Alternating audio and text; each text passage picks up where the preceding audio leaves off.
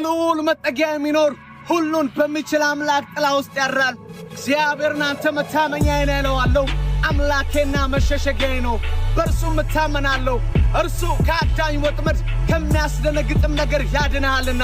በላቦቹ ይጋርዳል፣ በክንፎቹም በታች ትተማመናለህ። እውነት እንደ ጋሻ ይከብብሃል። ከሌሊት ግርማ፣ በቀን ከሚበርር ፍላጻ፣ በጨለማ ከሚሄድ ክፉ ነገር፣ ከአደጋና ከቀትር ጋኔን አትፈራም። በአጠገብህ 1000 በቀኝም 10,000 ይወድቃሉ፣ ወደ አንተ ግን አይቀርብም። በዓይኖችህ ብቻ ትመለከታለህ፣ የኃጥአንንም ብድራት ታያለህ።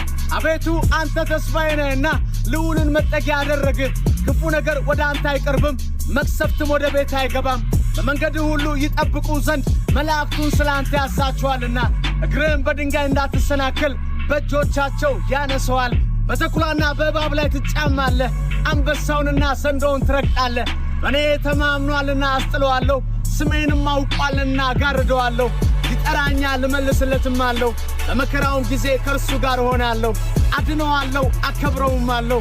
ረጅምን ዕድሜ አጠግበዋለሁ፣ ማዳኔንም አሳየዋለሁ። ይህ የእግዚአብሔር ቃል ነው።